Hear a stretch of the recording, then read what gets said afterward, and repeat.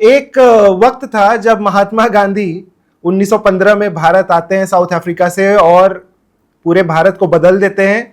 आज तक वो भारत के सबसे महान इंसानों में से माने जाते हैं, पूरी दुनिया के सबसे महान इंसानों में से माने जाते हैं, क्योंकि उन्होंने भारत को आजादी दिलाने में बहुत बड़ा योगदान दिया और खुद भी एज अ पर्सन उन्होंने बहुत कुछ सीखा, इसीलिए उनको महात्मा कहा जाता है। बचपन में हम भी उनको जो उनके experiment with truth and women around her, बहुत सारी चीजों पे हम उनको क्रिटिसाइज करते थे, लेकिन अब समझ में आता है कि उनको महात्मा क्यों कहा जाता है और क्यों आरएसएस ने उनको मारा।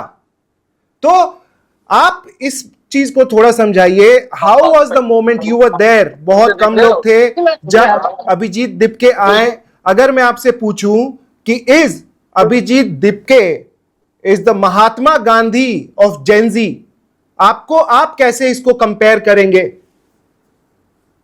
सबसे पहले तो मैं दो बातें कहूंगा। सबसे पहले आपने ये कहा कि आरएसएस ने महात्मा गांधी को मारा, मैं इससे रख नहीं रखता, मैं इस पे सहमत नहीं होऊंगा, ना मैं इसके साथ होऊंगा। आपका विचार हो सकता है, मेरा विचार नहीं, वो कोई भी हो सकता है। आज कोई कांग्रेसी किसी को मारता है तो आरएसएस पूरे जुड़े। देखिए मेरी बात, मैं आगे बढ़, दूसरी बात का जवाब देता हूँ। बात कहने की बात है।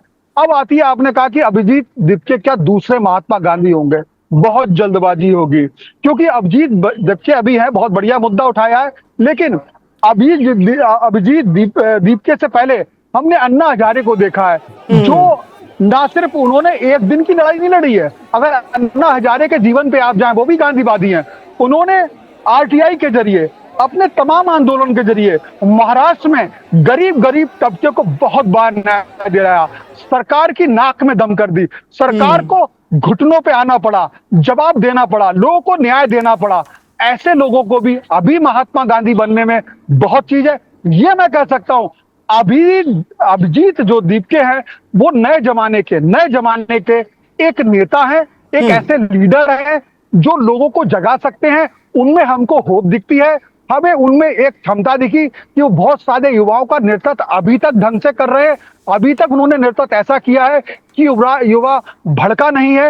अभी हमने ये देखा है कि युवा कंट्रोल में है, उसने किसी तरह की कोई तोड़फोड़ नहीं की है, उसने कोई ऐसी चीज नहीं की है। ये एक बात मैं देख पा रहा हूँ। ठीक है, अभी जल्दबाजी होगी, लेकिन मैं उसके बाद आपकी इस बात से जरूर सहमत हूँ कि अभिजीत दीपके जैसे लोग अगर समाज में और आते हैं और आवाज उठाते हैं तो ये लोकतंत्र के लिए बहुत खूबसूरत और बहुत उत्साहवर्धक चीज है। आना चाहिए और हमें ऐसी आवाजों को बतौर मीडिया समर्थन करने में कोई बुराई नहीं है, क्योंकि लोकतंत्र में ये हमारी जिम्मेदारी भी है। ये हमारी जिम्मेदारी सरकार का विरोध नहीं है, ये हमारी जिम्मेदारी उस हर आवाज को ताकत देने की है जो बतौर मीडिया हमें उठानी चाहिए। वो अभिजीत दीपके हो, या आप नागेंद्र सिंह हो, या मैं शिवेंद्र गौड़ हूँ, या मेरे कैमरा साथी अनिल कपूर हो, किसी को भी, या मेरे सामने दूसरे खड़े दर्शक जो मुझे सुन रहे हैं, मेरे जहाँ आप द्वारा इसके साथ भी मेरे सामने भी कुछ दर्शक मुझे सुन रहे हैं, वो है वो सारे लोग इसमें से जब उठाएं आवाज, तो उन्हें पता रहे हमारी देश की मीडिया उनकी आवाज उठाने के लिए आएगी। वो ना सिर्फ इस देश में लोकतांत्रिक साथियों के बल पे अकेले नहीं है, बल्कि मीडिया भी उनकी आवाज उठाने के लिए अकेला है। ये संदेश देना इस लोकतांत्रिक व्यवस्था में हमारी जिम्मेदारी है। अभी तक ये सब कुछ ठीक जा रहा है। Nagendra, Subscribe to One India and never miss an update.